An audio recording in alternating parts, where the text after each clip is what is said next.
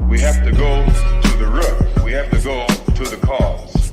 Dealing with the condition itself is not enough. Dear Mr. Massa, I'm just trying to mind my own business. What's the matter? It's just another day, another black king captured. I'm about to lose my brain, stuck inside this ghetto rapture. I got a lot of smoke. If you want it, you can have it. They want a hat trick, but this is black girl magic. Ain't talking about the kind that'll make you disappear, but I'm talking about the power of the melanin within. Ain't looking for trouble, but I'ma say this one time. I put two dukes up if you try to touch mine. We still want justice for Samir and Trayvon. You say you don't see color, but racism ain't blind. They targeting little kids whose skin look just like mine. So I'm paranoid, it's a war zone outside. And I'm a black queen, so if you ask me to step out of my car, you gon' have to snatch me. Cause I ain't going no damn well. Had to spend my whole life living unfair.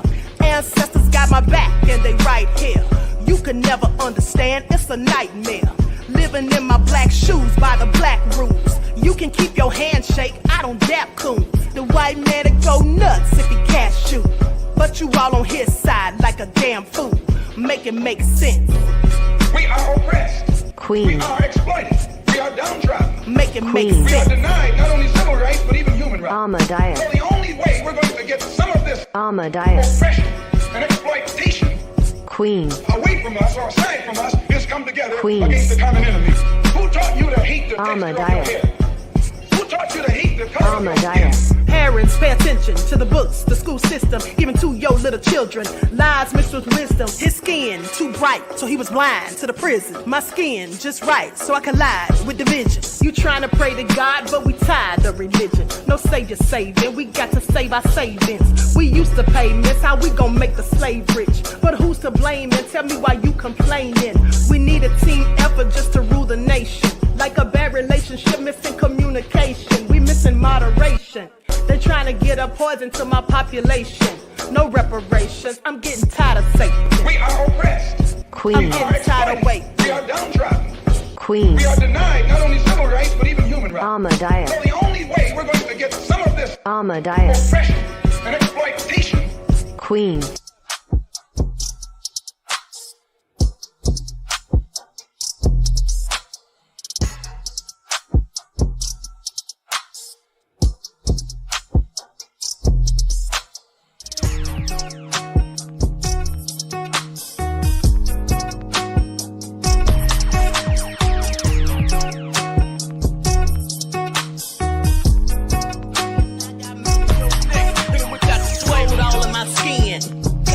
In my blood, kings all in my circle. You touch one of mine and you're done. They show no love for the queen.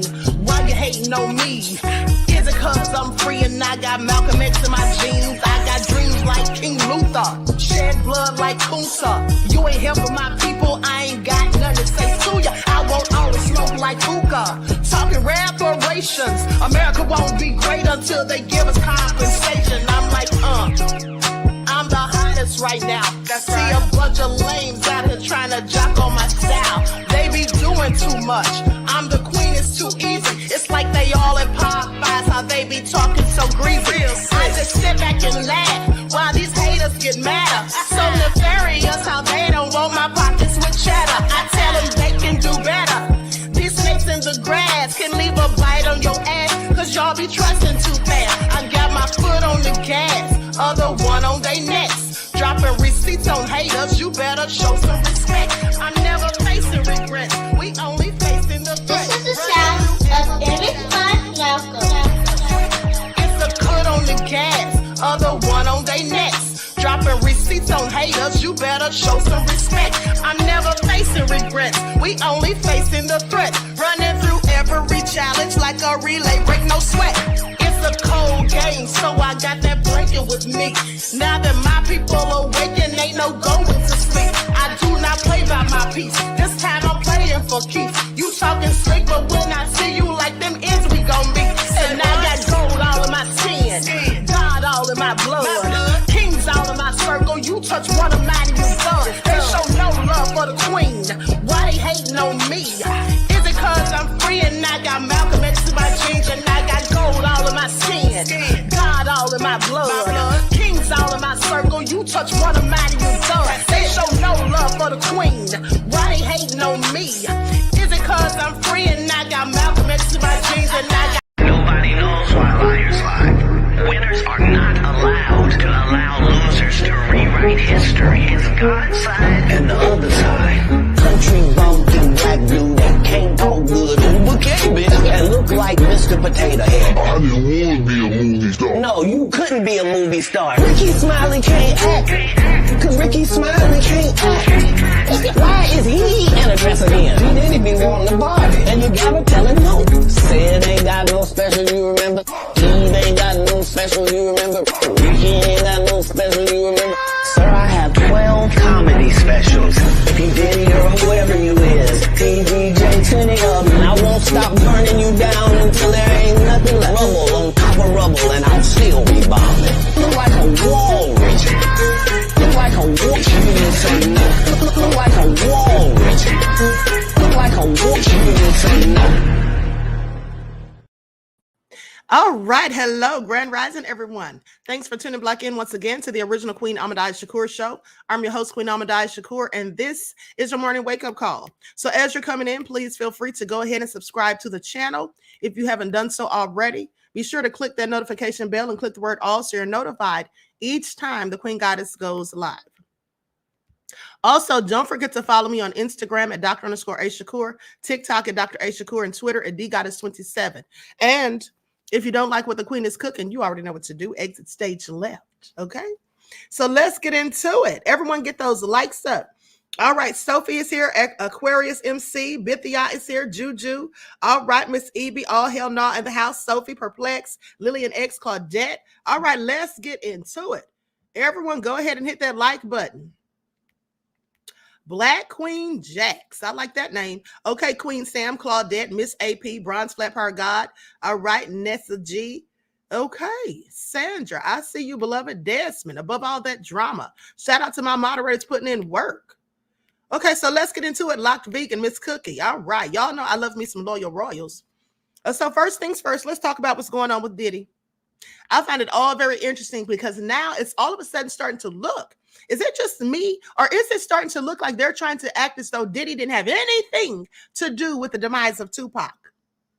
Yeah, I find this very interesting. Now, first of all, I reported to you all that TMZ heard it here first, that TMZ was trying to paint this narrative that Tupac, his death had nothing to do with Diddy, and that Diddy never was under investigation. There was never a question or any doubts as to whether or not Diddy had something to do with it. Now, I find that interesting because weren't those detectives back in the 90s, like Greg Kading and others, asking about Diddy? Why is it that after 27 years or more, now all of a sudden they want to act like Diddy had nothing to do with it when these rumors have been circulating? This is like a well-kept secret, so to speak. And now all of a sudden, not only TMZ, who said that a couple of days ago, but now we have a detective who's saying the same thing. And I just want to know why. I have my theory as to why this is happening, and I'll get into that momentarily. And remember, you heard it here first until someone copies my talking points. Please pay attention. Now, first of all, let's talk about this. Did Tupac or did Diddy kill Tupac? Untangling hip-hop's greatest conspiracy theory. Now, in court documents leaked from Keffe D's ongoing trial, Diddy's name appears 77 times, reigniting rumors about his alleged involvement.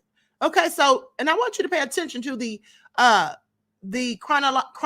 chronology of the circumstances, because it was only after the reports came out that prosecutors, in fact, mentioned Diddy's name 77 times in the court filings, the new court filings, all of a sudden, then you have TMZ coming out saying, no, Diddy was never a suspect. He was never under investigation for having anything to do with Tupac's murder. Why would y'all say that? I find it interesting. Keffe D's been saying it for years. But all of a sudden now, there's no basis for these allegations. But let's continue. Almost 30 years on, the investigation into the murder of hip-hop paragon Tupac Shakur is still throwing up new leads. Just last year, Crip gang member Dwayne Keffe D. Davis was charged with involvement in the fatal shooting that took place in 1996. Now, it's during this ongoing trial that Bad Boy Records founder Sean Diddy Combs has been implicated once more. Now, when they say once more, why would they say once more? That's because he was previously already implicated, TMZ. What are they talking about? But I'm not going to go in on them because I already talked about them yesterday or the day before. But today, let's talk about this cop. And so it goes on to say, he's been implicated once more, lending weight to decades-long whisperings that he had put out the hit that got Tupac killed. Now, murder allegations aside, the music mogul is currently under investigation for a slew of assaults, including against ex-partner Cassie Ventura. One video, which emerged earlier this year, depicts the rapper chasing Cassie through a hotel and violently attacking her before dragging her back into his room. Now, rumors have long circulated that Diddy was, in fact, involved with Tupac's murder, most recently cropping up an old Eminem track called Fuel off the recent album. Okay, The Death of Slim Shady. And the lyrics say, wait, he didn't just spell the word rapper and leave out a P, did he? R.I.P., rest in peace, Biggie and Pac. Both of y'all should be living, but I ain't trying to beef with him because he might put a hit on me like Keefy D, get him. So yes, this has been like a well-kept secret or an open secret, okay? And so goes on to say, so where are these rumors coming from? We break down the events that lead to Diddy's name being brought up once more. How did Tupac die? Well, we already know. On the evening of September the 7th, 1996, Tupac was fatally wounded in a drive-by shooting in Las Vegas, Nevada. His last words were reportedly, F you, to the police officer present at his deathbed in response to being asked who shot him. Now, this is what I want you to pay attention to. I want you to pay attention to this line right here because it's going to be important when I get into this video that I'm about to show you. Okay, what did Tupac say to the police officer reportedly, who was the last to speak to him at the on his deathbed? He said, F you, when the cop asked who shot him. Now, Tupac's shooting followed only 3 hours after a fight broke out between the rapper's entourage and a rival Crip gang member, Orlando Anderson, in the lobby of the MGM Grand Hotel. Now, the attack was reported to be in response to Anderson's attempted robbery of an affiliate of Tupac's earlier that week, and Tupac was spotted on security cameras instigating the fight with Anderson.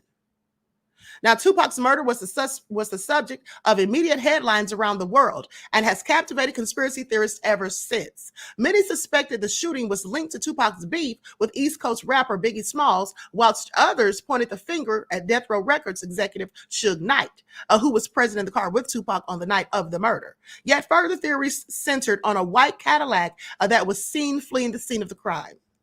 Who is Keefy D? Well, here's where the story takes a turn. 27 years ago, and 27 years later, and much hypothesizing as well, LAPD charged Crip gang member and uncle of Orlando Anderson, Keefy D, with the murder of Tupac Shakur. Now, the charges follow 2 confessions Keefy D made about his presence in the infamous white Cadillac on the night of Tupac's fatal shooting. One during a 2008 police interview in which he mistakenly believed he would be granted immunity for the confession, and a second in 2018, a TV series Death Row Chronicles, in which he reveals a recent cancer diagnosis and said that he has nothing left to lose. So he thought he was dying when he went ahead and confessed in 2018. Now, Keefy D's story alleges that it was his nephew, Orlando Anderson, who was subsequently killed in an unrelated gang attack in 1999, who fired the fatal shots at Tupac, and that the attack was motivated both by retaliation against Anderson's earlier beatdown by Tupac's entourage, as well as an alleged $1 million bounty offered by Diddy. According to Keefy D, Diddy was angered by Tupac's Hit 'Em Up diss track against Biggie and Bad Boy Records.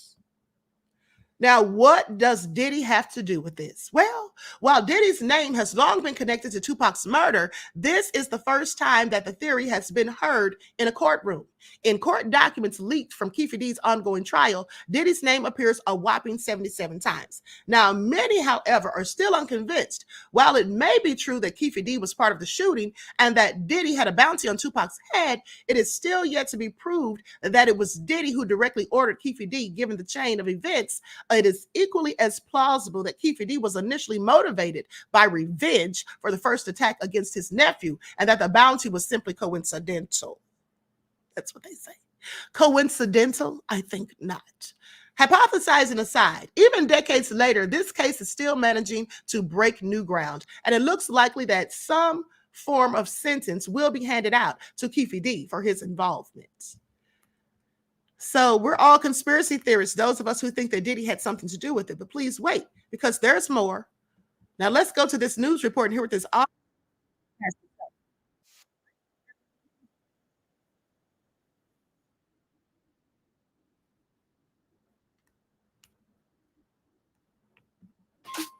New and wild allegations tonight in the 27-year-old Tupac Shakur murder case. According to new court documents obtained by News 3, Dwayne "Keefe D. Davis accuses hip-hop mogul Sean Diddy Combs of paying $1 million in a plot to kill Tupac. Good evening, everyone. I'm Jim Snyder. And I'm Marie Mortera. Now the lieutenant, first on scene that night, almost 30 years ago, was speaking out. News 3's Kalia Patterson joining us here with his response to those accusations. Jim, Marie, Dwayne Davis, also known as Keefe D, says that rapper Sean Diddy Combs was also involved in that murder of Tupac Shakur. Now, the officer who last spoke to Tupac says that does not add up with the evidence. How long would you expect, the rest of the world and the criminal justice system to all sit around and do nothing? Former Las Vegas Lieutenant Chris Carroll sits down with News 3, unfazed by new court discoveries in the Tupac Shakur murder case. New court documents show that Dwayne "Keefe D. Davis accused hip-hop mogul Sean Diddy Combs of paying $1 million for the killing of the rap icon Tupac Shakur. According to the documents, Davis claims Combs paid Eric Von Martin the money. I just don't see any proof of it. I don't see it leading anywhere other than the real story, which is that the murder took place with Orlando Anderson. Davis also claims Combs offered to set up a phone call with Terrence Brown. Brown was the driver of the car that drove by with bullets flying out to Shakur and Suge Knight on the Las Vegas Strip, September 7th, 1996. There's really not even a motive there. The whole East Coast, West Coast thing. It was a thing in the 90s, but it certainly was no reason to put $1 million hit on somebody. I think the fact to say that Diddy is part of it, Diddy paid $1 million, I think it just makes for a good story. Davis is also having trouble getting his bond paid. A friend of Davis's, another music executive, tried to pay it, but the judge denied the payment because she didn't know where the money came from. Prosecutors argued if Davis is set free on bail, he would sell his life story involving Tupac as income while he was on trial. Davis's attorney said that's not legal. In regards to any restrictions that money is for his life story, again, as Your Honor just noted, it's very limited that at this point, since he's not convicted, you cannot tell Mr. Davis he cannot receive those monies. He can receive any monies in regards to this crime until he's convicted. Carroll says the story is cut and dry and should be laid to rest. Will it bring closure to the case? No. Regardless of whether he's found guilty or not guilty, the conspiracies will still continue. And unfortunately, I don't think it's really going to change anybody's mind much, regardless of what happens. The judge over this case will make a decision on Davis's bail this week. Live in studio, Kalia Patterson, News 3. Okay, I want you all to pay attention to something. Please pay attention to what that officer said. First of all, he said there's no motive. And then he said, they got the East Coast, West Coast beef. Yeah, that was the thing in the 90s. Fool. That's when the murder happened in the 90s. So what is he talking about? He's double speaking. Okay, does anybody notice that besides me? And then he said, why would somebody pay $1 million just over that? What? He says there's no motive. Of course there's a motive. There's always been a motive. That's why people have always said and believed that Diddy had something to do with it, that Diddy, in fact, ordered it, orchestrated the entire thing. Now, why would he say that? First of all, they say that was the last cop who spoke to Tupac. Now, what did I just tell you in that article? That the last cop who spoke to Tupac asked him who shot him, and Tupac said, F you. That cop knows that Tupac hated the police. He did, absolutely. He knows that. So is that why he's saying this? Okay, is that why he's acting like, well, nothing to see here, folks. Diddy didn't have anything to do with it. Why would Diddy want to offer $1 million on this man's head just because of a East Coast, West Coast beef? It's not that serious. It is that serious, and it was that serious. Who does he think he's talking to? Okay, are we supposed to be fools? Now, here's another thing I want you to pay attention to, because once TMZ starts saying that something is true or isn't true, they're used to paint narratives. Do you all remember when Isaac Cappy, who ended up losing his life, and they said that he did it himself? But in fact, I told you that he'd already told me that people were threatening his life, and that if anything happened to him, that he didn't do it himself. And he also said that publicly before he passed away. And he was exposing some things about a lot of people. Now, mind you, TMZ, before his passing, came out, or maybe it was after, but TMZ at some point came out and said, oh, this guy's crazy. He's saying all this crazy stuff and this. I'm sorry, Harvey Levin. Where did you get your psychology degree from? Because he said that Isaac was crazy. Where did he get that from? That was just his opinion, but he tried to paint this narrative that Isaac Cappy was saying stuff because he's crazy. There's something wrong with him mentally. Harvey Levin and TMZ are often used, in my opinion, to paint narratives, to skew the stories and the thinking from wherever people are taking them. So when they came out and said that Diddy was never a suspect, he was never investigated, I had a whole lot of questions. And now that this cop has come out and said the same thing, I have even more questions, because here's what I'm thinking. Now, this is just my theory, but could it be that they don't want to tie Diddy to this Tupac murder because that would far overshadow all of these other allegations? Okay, of S assault, S trafficking, and all the other things of which he's also accused. That might overshadow that, seeing as how we've been waiting for almost 30 years now to get closure on what happened to Tupac, or who caused what happened to Tupac to occur. So maybe they want Diddy to go down in history, not as the person who ordered the hit on Tupac, but for being someone, a black man who's an S assaulter, who was S trafficking. Okay, who was committing RICO, who was money laundering. Doesn't that sound a whole lot more salacious for them to report on? Of course it does. Now, I absolutely think that has everything to do with it. Okay, Timber Dan said, good point. That would overshadow everything else. Yes, that's what I think. I think they don't want it to go down that, oh, he's got all this going on with all this other stuff. We want to get him on this. And here's another thing, too. Think about this. Keefe D's already facing trial. His trial starts November the 4th. Okay, with the other allegations, Diddy hasn't even been indicted yet. So, yeah, if this gets legs and then they all of a sudden say they want to indict Diddy for this, or they want to question Diddy about this, then that takes away from the other story. And there's a whole lot of people that have a whole lot riding on that. Okay, so please pay attention.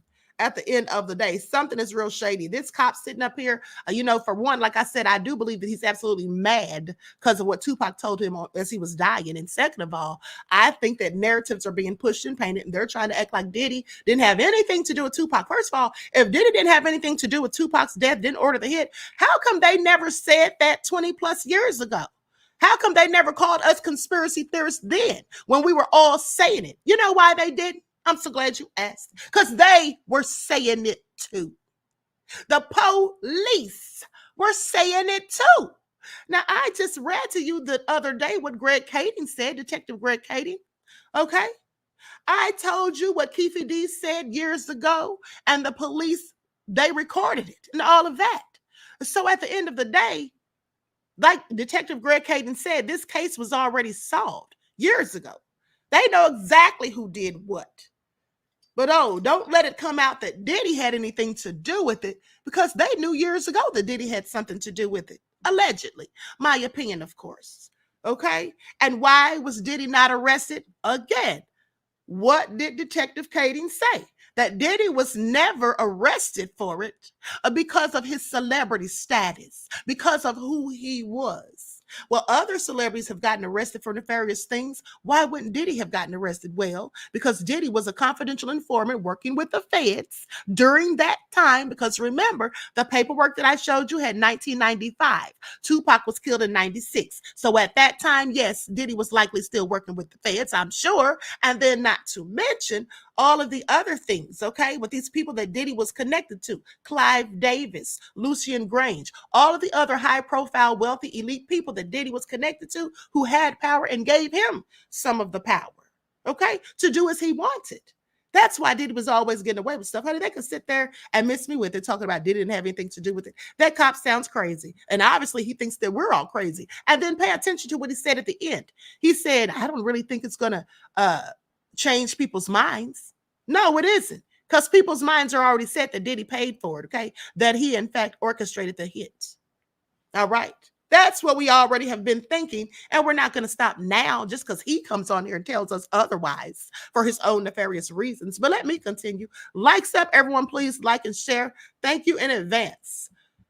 Now, let's talk about Tyler Perry. And also another thing is, does Diddy know that they're trying to act like he didn't have anything to do with it? That they're not trying to take him down for this? Does Diddy have something over somebody's head involved with the case? Does he have some freak off footage or something? I have questions. Why is it all of a sudden now they're trying to change the narrative? And is that why Diddy was out here doing this just weeks ago? Every time open a sex tape, my kick, the words my faith, can't even on even money say. Is that why Diddy's been living his best life? Because he knows he's not going to get hit with a murder charge? I don't know, but it's all nefarious. Please pay attention. But I digress. Let's talk about Tyler Perry, honey, because Tyler Perry went in on y'all black folk, honey. He wasn't talking about the queen, but he went in on the rest of y'all and clearly called y'all some uppity Negroes, so to speak. I mean, that's the same thing because he really said highbrow Negroes. So yeah, that's what he said because he doesn't like being criticized. You see, for those of you who want to talk about his movies and how he likes to portray black folk as downtrodden and the black men is angry and abusive and the women is scary and fragile and always in need of help from a light-skinned brother when the dark-skinned brother was whipping ace and taking names. Yeah, he don't like y'all saying that. He doesn't like y'all saying that. So let's get into it. Likes up, everyone. Get the likes up. Thank you in advance. Okay, because here's what I think about Tyler Perry. Black trauma is what he knows. Tyler Perry unleashes fiery responses to haters who criticize the way he tells black stories. First of all, why we got to be haters? Why do we have to be haters? See, that's the thing. When people say things about people that they don't like, they automatically want to assume that the person's a hater. Well, being a teller of truth doesn't equate to being a hater. See, haters tend to tell lies. Haters tend to make up stuff. Okay, that's what they do. When people are telling the truth about you, whether it's criticizing you or not, that's nothing to do with hate 9 times out of 10. But let's keep talking. Tyler Perry is firing back at people slamming his latest #1 movie, Divorce in the Black, and his other polarizing motion pictures. The New Orleans-born filmmaker appeared on a recent episode of Keke Palmer's Baby. This is Keke Palmer podcast, where he addressed critics about his work. Okay, he says, you got to drown all of that out, because if you let somebody talk you out of a place that God has put you in, see, you brought up God, that was real slick. Please pay attention. Now, you're going to find yourself in hell. I know for a fact that what I'm doing is exactly what I'm supposed to be doing. This is what he told Keke. And so he goes on to say, likes up, everyone. He goes on to say, a large portion of my fans who are disenfranchised, clearly throwing jabs and shade, who cannot get in the Volvo and go to therapy on the weekend. Woo, honey, he's going in. Are y'all listening? He said a large portion of y'all are disenfranchised and you can't get into the Volvo and go to therapy on the weekend. So he's calling y'all broke. Okay, I just want y'all to, if you missed it, if it went over your head, I'm just translating what he really meant. He's calling your asses broke. Said you couldn't get a Volvo and you can't get therapy. Now, you got this highbrow Negro who is all up in the air with his nose up at everything. Okay, with his nose looking up at everything. And then you got people like where I come from and who are grinders. Now, Perry also had choice words for some of his loudest detractors. Don't discount these people and say that their story don't matter. Who are they to be able to say which black story is important or should be told? Get out of here with that bullshit. Woo, honey, he went in. Let me tell y'all something. So Tyler Perry called y'all broke. He said y'all need mental health therapy, but you can't afford it. And then said some of y'all got highbrow at the end of the day, even though you're broke and can't afford therapy, and you walk around with your nose in the air. And who are you to tell him what the hell he needs to be writing his movies about? That's what he said. I'm just translating.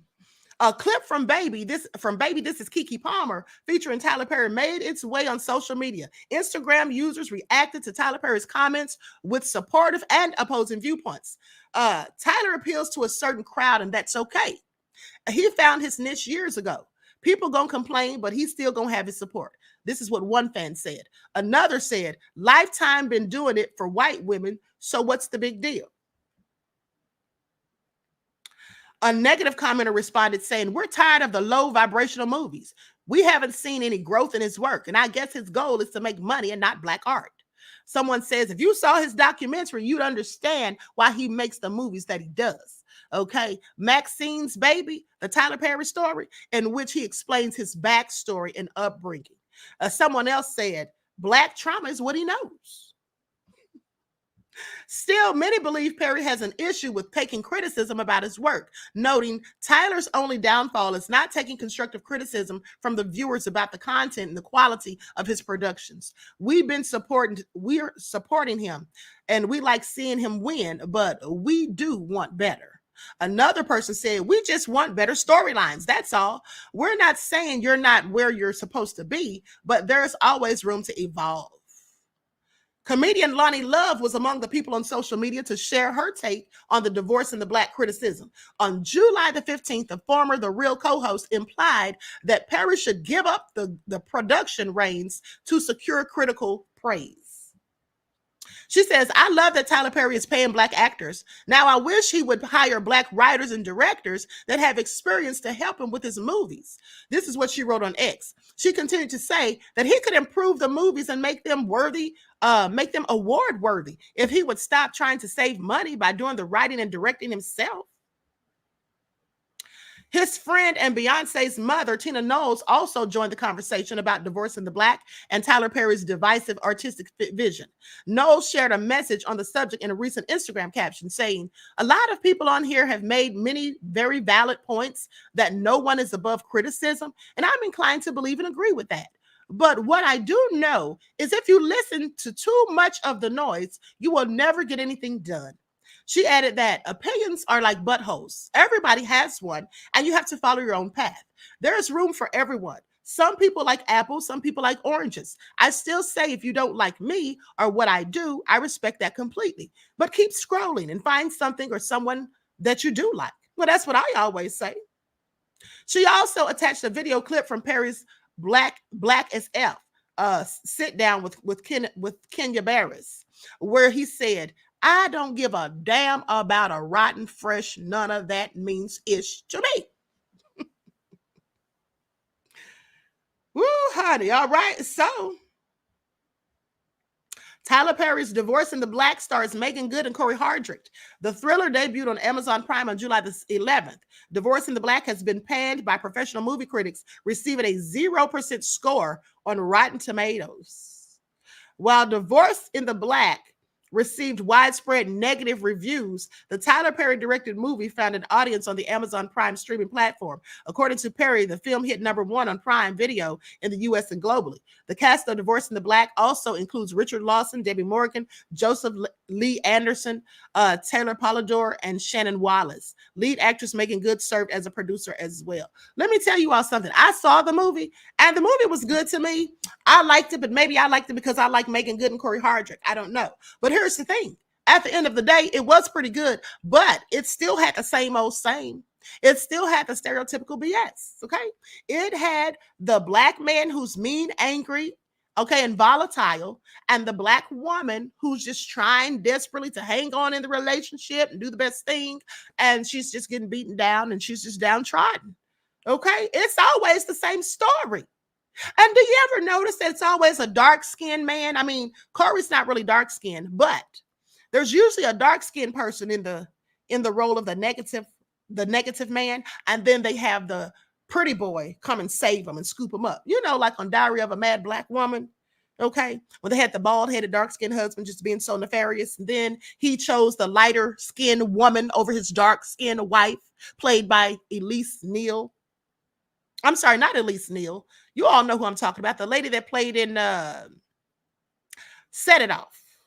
Now, so, and then he had Shamar Moore being Captain Save-A-Ho. Y'all remember that? I'm sorry. So he does give us the same thing. I mean, over and over again. I mean, are there ever any movies that Tyler Perry makes where the black people are just happy, wealthy, educated, and just doing a good job, free of drama? Okay, I mean, he's already turned the whole Medea thing into a minstrel show, as far as I'm concerned. Looks like it's worthy of the Chitlin circuit, is all I'm saying. What do y'all have to say about it? Kimberly Elise. I knew Elise was in there. Thank you, beloved. I was just about to look it up. Thank you, Queen Sam. Kimberly Elise, okay? Then he had the man whooping on her, dragging her outside of their own house so he could move in his light, bright, and almost white wife with the kids that he had behind his wife's back with her. See how he depicts it? And I'm just saying, does he not notice this? And I mean, maybe he just doesn't even realize what he's doing. I don't know. But it's very obvious to me that he's always depicting black people, specifically black men, in a very negative light, as being violent brutes who lie, cheat, and steal, cheat on their wives, then whoop their behinds when they complain about it. This is what he always does. And so why, if people are telling him as his audience that we haven't seen any growth, it's just more of the same old same, then he should take that to heart and say, you know what, maybe I do need to hire a writing team. Hey, listen, I've been telling my friends that for years, that Tyler Perry does good work, but at the end of the day, him writing everything himself, no, it's all coming from the same mindset. That's why you need a team of writers, in my opinion, so that you get different ideas that you can bounce off of one another. You come up with different concepts. When you're working from the mind of just one man, everything starts to look the same. Everything starts to take on the same storyline. Okay, just a few minor differences, but it's all more of the same. And then why is he trying to save money? Now, Lonnie Love thinks that he's trying to save money. I don't think he's trying to save money. He's a whole billionaire. What would it hurt him to hire, writers to write these things? At the end of the day, I think it's for clout. He wants to be known as the man who did it all. I wrote all of these movies and all of these shows myself. That's what I think it is. And Tyler has gotten a bit uppity, and that's what he wants to call us, highbrow. He's the one with the highbrow. He's the one with his nose up in the air, and that's why he doesn't want to listen to the constructive criticism, because nobody's really going in on him, dogging him, dragging him. People are just simply saying that we want to see something different. Can you do something different? Remember the movie he did with the beautiful young girl that played in Eve's Bayou, Jussie Smollett's sister, Journey Smollett? Remember that movie that he did with her and the guy, Temptation? So she's dealing with Lance Gross, right? And then she's got this man on the side, and then finds out after sleeping with this man that he has HIV. Remember that? And the whole relationship with her and her husband, who've been together since teenagers, goes to hell. This is what he's writing. Okay, remember the movie with Janet Jackson, Loretta Devine, and Amari Hardrick? What was it called? For Sisters, something like that. Y'all know what I'm talking about. And then he had Michael Ealy being the crazy deranged husband, dangling the kids out of the window. Then Janet Jackson's husband, Amari Hardrick, had HIV. Why is it that black men always have HIV in these movies? Y'all noticed? Have y'all noticed that the men are on the down low? Then they have HIV and give it to the wives and all this stuff. Y'all know this, right? So why is it always these same type of storylines? Again and again and again. Let's go back to the movie Acrimony with Taraji P, where Taraji plays the down for her man for whatever, no matter whatever, black woman whose man gets all of her money, gets her to invest in his dreams and all of that, then leaves her. Then she goes crazy and acts a whole fool. Listen, this it. Why does he always, for color girls? Thank you, beloved. Jason, thank you. For color girls. Yeah, that's the movie. So why is it that black people are always acting crazy in his movies? Either the women are acting crazy, trying to kill the men because they're mad because the men left them, or the men are acting crazy and beating the women and cheating on them and lying. And the women, and acting like the women just want their money and all of that. It's all crazy. Tyler Perry, please take heed, beloved. Please take heed and listen to your critics, because no one's trying to bring you down. Everyone is glad to see you winning and doing good and being successful. But at the end of the day, you should always listen to your loyal listeners. That's what you should do. You should take that into consideration rather than bashing people and calling us highbrow Negroes and saying that we're disenfranchised and that we can't afford therapy even though we need it. Okay, Tyler Perry's gotten too full of himself. That's what it sounds like to me. He's gotten too full of himself. And I'm going to tell you something, quite frankly. I didn't watch that documentary about his life, Maxine's Baby, but I'm going to watch it now. Because one of those people that left the comment said that if you see that, you'll understand why he does these things. And so I'm inclined to think that maybe he had a traumatic upbringing. Maybe there was drama fueled in his family. And maybe he's projecting these DL men because maybe he's one. Not saying that he is, but I have several questions at this point. That's all I'm saying. That's all I'm saying. But let me continue because we have to talk about Candace Owens. Oh, Lord. Candace, why did you do it? Candace Owens had to come out and say that. Now, I want you all to pay attention to Candace because she's almost methodical in her foolishness, right? So she got fired from the Daily Wire. Her people weren't really checking for her like they normally would. So what does she do? She tries to get her black card back that's long been revoked. She goes on the Breakfast Club first and starts trying to talk to black people as though we're stupid, as if we don't know that she's always been a raccoon and all of that. And then she says, I was just telling black people, now I'm paraphrasing, but she was basically saying, I was just telling black people the truth, even though they didn't want to hear it. I want them to stop playing the victims. This is what the Democrats want them to do. There's really no such thing as racism, but I just want them to understand that, and that the reason for their failures is basically their own faults. Candace Owens, please sit down somewhere. She was acting as though she was giving us tough love. Okay, but now she comes out. Now she comes out and says that Sonya Massey's death, murder, was not race-related. Well, I'm sorry if I beg to differ, because you know what? As far as I'm concerned, it absolutely was race-related, because this is what I don't see in the white community. Let me just go to it real quick. This is what I don't see in the white community. I don't see that. Y'all see that? I don't see this happening to white women across the board and collectively. I don't see it. Okay, Sonya Massey, Tatiana Jefferson, Sandra Bland, Breonna Taylor. I don't see it. So she's going to tell us that this ain't about race. I think it absolutely is. And she needs to sit down somewhere. But let me go to her speaking,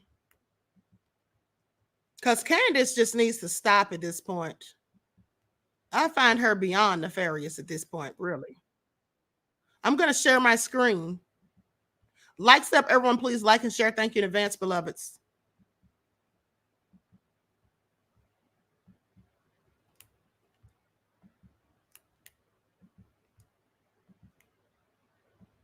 Let me put an overlay up here.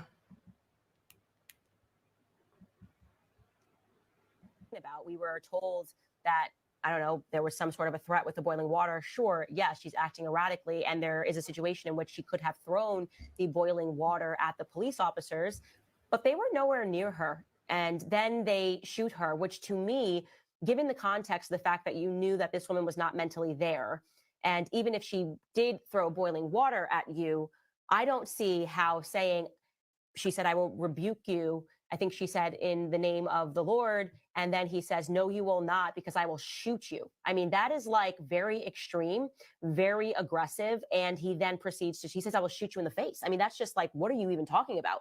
Over a woman with boiling water. In my opinion, he should have simply used his taser if he felt threatened by the steaming water. Or if he felt that he absolutely had to use his gun, why didn't he shoot her in the foot or somewhere lower? This just did not seem like an appropriate response to me whatsoever. Now, parking that aside, of course, as I have said since the beginning of time, there are mistakes that police officers are human beings. There are mistakes that happen. And the idea that now you're going to use this situation, and all the usual suspects are already involved, we know that Attorney Crump is already involved, to then try to make Black Americans believe that this happened simply because she was Black is pointedly ridiculous. So I am saying to Black Americans today, do not take this bait. yes, what happened in this situation, I think he's going to have a very hard time, this officer, saying that he absolutely felt so threatened by boiling water that the only solution was for him to mindfully say, I'm going to shoot you in the face. And that's what he did. I think that's going to be a very steep hill to climb. But the reaction from Black America cannot be exactly what they want. There is a reason that whoever is in control of Joe Biden's account instantly tweeted about this, okay? It's because they think we're stupid. They think we're emotional. I think that we always respond illogically and emotionally, and that it's an easy way for them to shore up votes by saying, oh, look, forget that we've destroyed everything around you and that we got you to burn down your neighborhoods, burn down your neighborhoods in 2020. And then obviously stole a bunch of money because none of that money actually went to making your neighborhoods better. And so now those communities are desolate. Forget all of that, because look, another video. And this means racism is back, and vote for us because we're going to show you how emotional we are. And that's exactly what Joe Biden did. He tweeted this on the heels. He wrote, Sonya Massey, a beloved mother, friend, daughter, and young Black woman, should be alive today. Sonya's death at the hands of a police officer reminds us that all too often Black Americans face fears for their safety in ways many of the rest of us do not. Sonya's family deserves justice. I am heartbroken for her children. Okay, let me say this to that. First of all, it absolutely had something to do with race. That officer would not have done that to a white woman. That's just a fact. You're never going to hear about it because it's never going to happen. You would not see a white officer do that to a white woman. So with that all being said, it is about race. And now what I do agree with her on is Joe Biden tweeting about it. I said that myself days ago. I told you all when I was reporting on it, and I said, Joe Biden, I read you his statement. I told you then, I said, why is Joe Biden talking about this now all of a sudden? Where has he been for the last 4 years when these things have happened? But now he wants to come out and offer condolences to the family. That's because it's election time. We don't hear from him and Kabami until it's time for election. Okay, there they go. Now this is so sad. That officer needs to pay and there needs to be reforms. Shut up.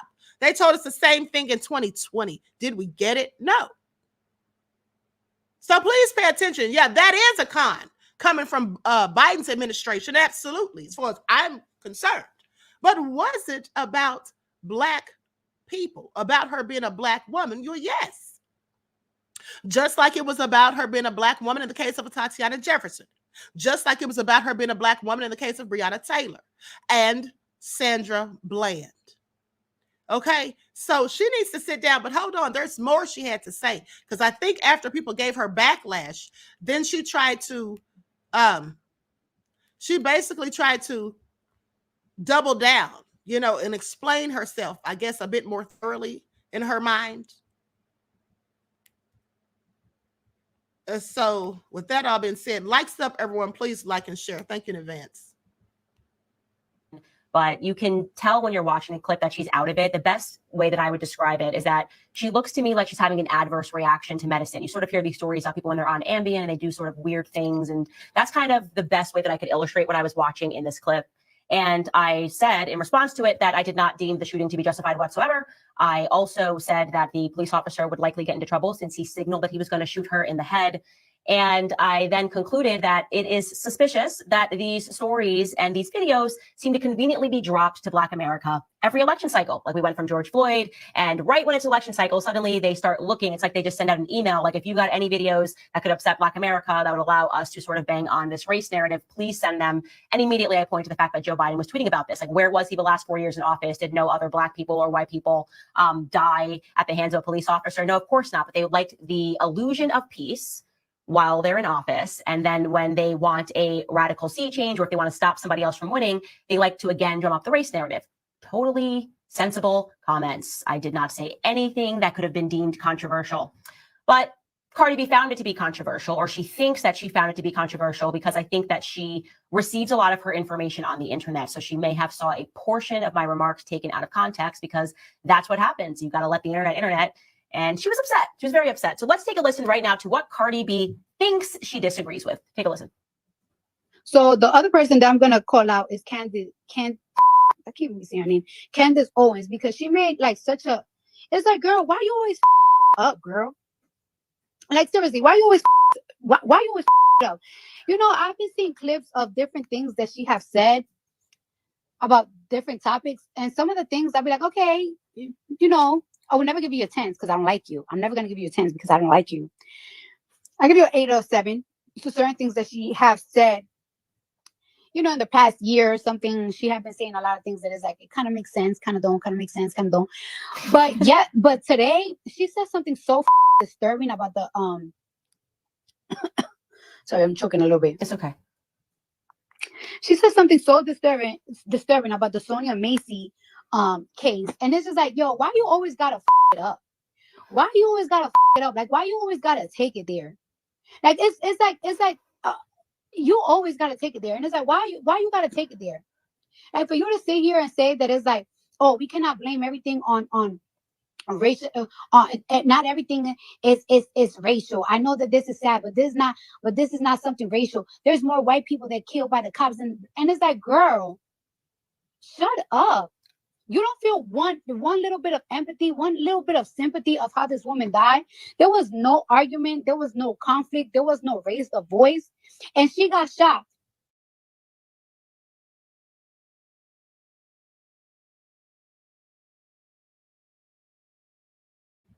Now, with that all being said, Cardi B is absolutely right. And the thing is, when you first listen to Candace, when she first starts talking about it, you actually think that she's going to say something that makes sense for once. But then she goes and says something ignorant, obtuse, as usual. Okay, this has nothing to do with race. They're just planting this story. Well, here's the thing. 2 things can be true at the same time. It absolutely can be about race, and Biden's administration can absolutely be using that, you know, to get Black people to side with them because they're acting concerned. But if you're a smart Black person, you should know that they're absolutely not concerned. If they were, like I told you the other day, they'd stop giving the police qualified immunity and start holding them absolutely more accountable. And then these things would stop. These things would absolutely stop if the police did not any longer have qualified immunity. You think they'd be so brazen, so overzealous that they just do these things continuously, knowing that they might face murder charges?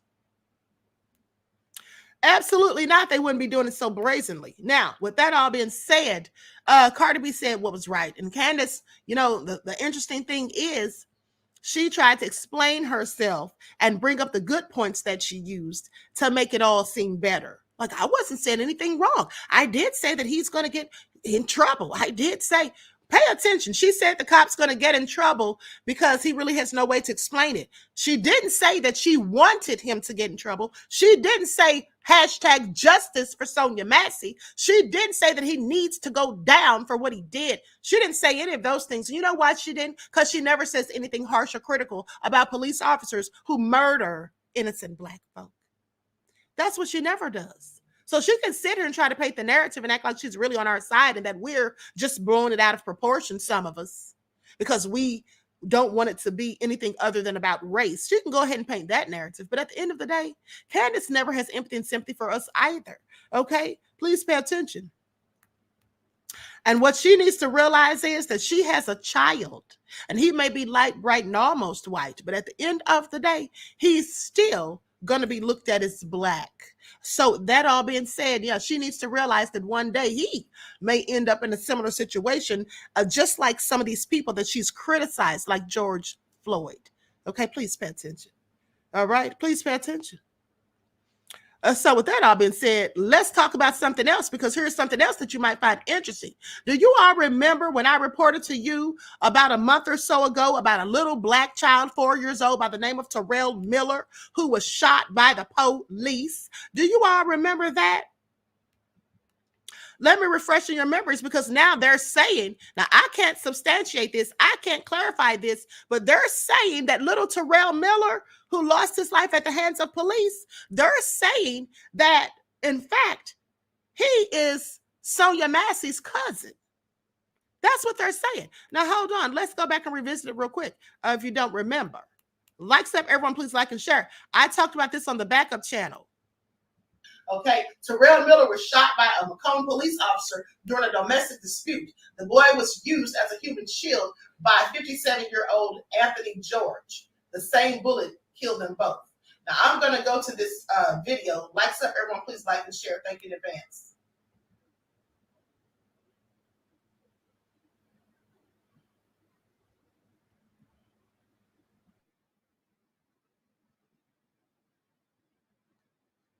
Lainey Wilson. Friends, family, and activists held a rally to support the mother of the 4-year-old boy killed in Macomb last month. Mehdi France shows us how that boy was and how his family is coping with his loss. A young boy taken too soon. There's no words you can put on it. We're still stunned and numbed right now. Terrell Miller was shot by a Macomb police officer during a domestic dispute. The boy was used as a human shield by 57-year-old Anthony George. Both were killed by the same bullet. It's a really hard thing because you're a parent, you work with kids, you see children, and for it to be a 4-year-old child, innocent child. April Dawn Smith is a friend of the family and longtime community member. I knew Terrell when he was in his mom's belly. I knew his mom when she was a little bitty girl. She remembers Terrell as a sweet kid who loved trains and Spider-Man. He never gave you any difficulties or negative behavior. He was just a really, really happy child. He was a miracle baby because we never thought that Kiana could have children.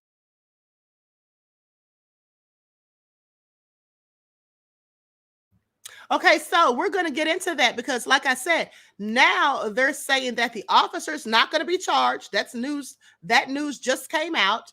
And also, basically, I'm going to show you the video where a TikToker says that this is Sonya Massey's cousin.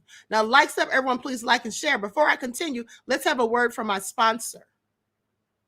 Want healthier, stronger, shinier hair? Tired of products that don't work for coily or kinky hair? Meet 12 Tribes, the vegan hair care line designed for you.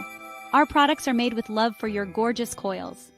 We offer hair growth butters, oils, shampoos, and hairsprays. These products help your hair grow long, thick, and shiny. Imagine a hair care line that's 100% vegan and perfect for coily hair. No more guessing if it's really going to work for you. Our butters are rich and nourishing, feeding every strand. Our oils are lightweight but powerful, sealing in moisture without greasy residue. Shampoos and butters leave your hair clean and soft, never stripped. What sets us apart? Our dedication to your hair's needs. No harsh chemicals, just effective, natural ingredients.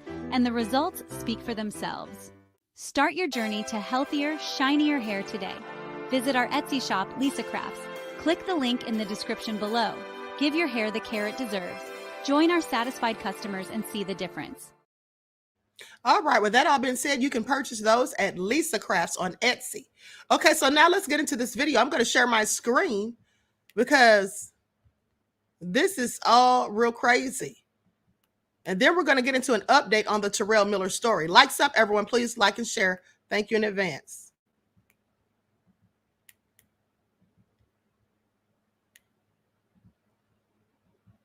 Everybody on TikTok is talking about the tragic unaliving of Sonya Massey by the police in Springfield, Illinois.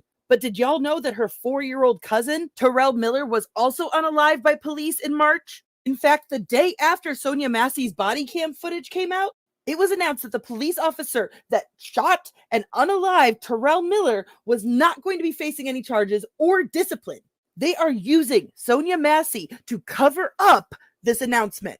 Nick Gawk also did not attempt to do any first aid on the 4-year-old that he had just unalived in the chest. And here's the thing, Lieutenant Nick Gawk also knew Terrell's mother. He had been trying for years to hassle her. Here's what happened that night. On March 16th, Terrell's mother's highly intoxicated ex-boyfriend strong-armed his way into their home, telling her that if he couldn't have her, nobody could. He proceeded to spend hours essaying her at knife point. When the police were finally called, they spent 10 minutes outside of the door, not attempting to come in. Lieutenant Nick Gawk was the superior on scene who made that call.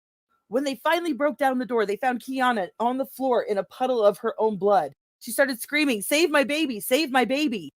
At that point, when she said that, he held the weapon to her, the woman bleeding out on the floor. Instead of neutralizing the man holding a knife, they let him walk across the room into the child's bedroom. When he appeared, he was holding 4-year-old Terrell Miller in his arms with a knife against his throat and against his stomach. And with no regard for the child's safety, Nick Gawk fired through Terrell, unaliving both he and the perpetrator in one bullet. The body cams will be released next week, probably Monday. When Kiana woke up in the hospital, she was informed that her son did not make it. She then had to recover from 27 incisions from that knife. There will be a protest in Macomb Monday, 11 a.m. to 1 p.m. Sonya Massey's killer is in prison. Terrell's killer is not. And I'm going to be covering this story hard this week, so please say Terrell's name for Sonya's sake. Okay, so there you have it at the end of the day. And I told you guys when I reported on that story, I told you all that those officers were cowards, okay? Because for them to fire at the man while he was holding a 4-year-old child in his arms, and then they didn't do anything prior, okay? They allowed him to literally walk to Terrell's room and come back with him, all right? And then they fired, and this man had a knife, not a gun, okay? So they were scared. That's what it was. They were afraid, just like the ones in Uvalde, those police officers in Uvalde who sat outside for 76 minutes while all of those children were losing their lives. So that's a very sad turn of events. Can you imagine the horror that the family is going through? But here's more. Okay, Macomb police officers won't face charges in shooting that killed 2 people, including 4-year-old. Officials have determined that Macomb Police involved in the fatal March 16th shooting that killed 2 people, including 4-year-old Terrell Miller, will not be charged. The Illinois State's Attorney's appellate prosecutor has determined that the Macomb County police officers involved they're not to be charged. Now, in a letter to McDonough County State Attorney Matthew Qualcala, Special Prosecutor Jonathan H. Bernard said that his office found no basis for criminal action or prosecution. Bernard said that he's reviewed police reports, audio and video recordings from the incident and training records. Those all were viewed before he came to his decision. Now, back on Saturday, March 16th at around 10 p.m., the police department responded to an apartment at the 900 block of North Charles Street for an active domestic violence incident. According to a March 17th press release, police noticed blood in a common area of the complex and forcibly entered the units after hearing screams coming from inside. Now they say after reviewing body cam footage and evidence and witness interviews and autopsy reports, ISB findings said that police encountered the suspect holding a knife before he ducked out of officers' view.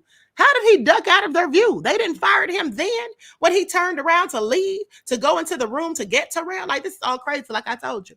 Okay, he ducked out of officers' view and emerged holding a 4-year-old boy as a human shield. Police say the suspect was holding a knife around the child's throat and another around his waist. ISP says that a Macomb officer fired 1 shot that killed both the child and the suspect, who was identified as 57-year-old Anthony George. The coroner, Eric James, told News 8 that there was no relation between the two.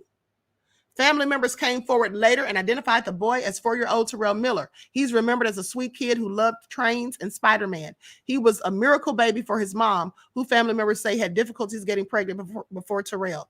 Those who knew him said he was always laughing and had a big smile. So anyway, at the end of the day, this is all tragic. All right, so condolences to the family again, because it just seems like they just keep catching all kinds of hell. Mr. Elevation said they were on a mission to delete anyone in that house. Well, here's the thing. I told you all when I reported on it that anytime the police come to a domestic dispute, they're always on high alert because they realize that the person inside, if they're willing to harm the person that the people or persons that they live with, then there's no telling what they might do to the police. And oftentimes these people, sometimes will take out the people in the house and then themselves. So the police are always very alert when they come. But at the end of the day, that's no excuse for being a whole coward and then sitting up there and letting this man turn around and walk off and then come back holding this child as a human shield. And then you're going to fire and take the child's life also. I mean, what kind of shooting training did he have? Okay, he couldn't have given him one to the head and bypassed Terrell. I guess not. But anyway, no charges. So Lillian X said no charges is just ridiculous. I absolutely agree, beloved. I absolutely agree. Okay, so likes up, everyone. Please like and share. Thank you in advance. Now we're going to be on the backup channel right after this. Let me make sure I didn't leave out anything. Yeah, we're going to be on the backup channel right after this. For those of you who follow, moderators, please drop the link to the live for the backup channel in the chat, please. We're going to be live on there because we got to talk about it. So former President Obama and Michelle just gladly endorsed Kamala. And now they're saying, there's someone saying that, one of the officers is saying that, well, maybe Trump didn't get hit with a bullet. Maybe it was shrapnel. So I'm interested. I find it's interesting that they keep changing the story. Okay. And then also we have to talk about Chris Watts. You all remember Chris Watts, the man who murked his pregnant wife and his daughters. Now he's saying that it wasn't his fault. That his side piece made him do it. It was the side piece. Yeah, she put him up to it. It was all her fault. She drove him to do it. I want you all to pay attention. So we're going to talk about that because Chris Watts is a whole psychopath as far as I'm concerned. And I'm going to show you some footage from where he was on camera lying to the police. And just we're going to talk about his body language and everything and how it was so obvious that he was lying and running game and a whole con. All right. So everyone, please like and share. Thank you in advance. I hope you enjoy the rest of this beautiful day. And also, I will be on the spiritual channel this evening at 6:15. Okay, so everyone enjoy the rest of this day. I love you all to life. Each one teach one. That's how we grow and thrive. Do something productive, constructive, but never destructive. And always remember, beloveds, to keep the Most High first in your lives. Peace.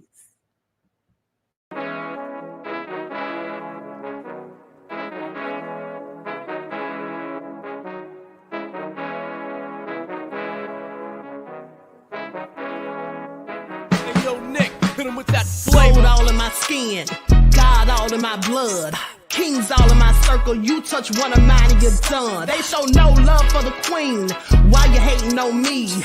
Is it cause I'm free and I got Malcolm X in my jeans? I got dreams like King Luther, shed blood like Kunsa. You ain't helping my people, I ain't got nothing to say to ya. I want all the smoke like hookah. Talking reparations, America won't be great until they give us compensation. I'm like, I'm the hottest right now. That's See right. A bunch of lames out here trying to jock on my style. They be doing too much. I'm the queen, it's too easy. It's like they all at Popeyes, how they be talking so greasy. I just sit back and laugh while these haters get madder. So nefarious how they don't want my pockets with cheddar. I tell them they can do better. These snakes in the grass can leave a bite on your ass, cause y'all be trusting too fast. I got my foot on the gas, other one on they necks. Dropping receipts on haters, you better show some respect. I'm never facing regrets, we only facing the threats. Running through every challenge like a relay, break no sweat. It's a cold game, so I got that blanket with me. Now that my people awaken, ain't no going to sleep. I do not play by my piece. This time I'm playing for keeps. You talking slick, but when I see you like them ends, we gon' meet. And I got gold all in my skin, God all in my blood, kings all in my circle. You touch one of mine and you done. They show no love for the queen. Why they hating on me? Is it cause I'm free and I got Malcolm X in my jeans and I got gold all in my skin, God all in my blood, kings all in my circle. You touch one of mine and you done. They show no love for the queen. Why they hating on me? Is it cause I'm free and I got Malcolm X in my jeans and I got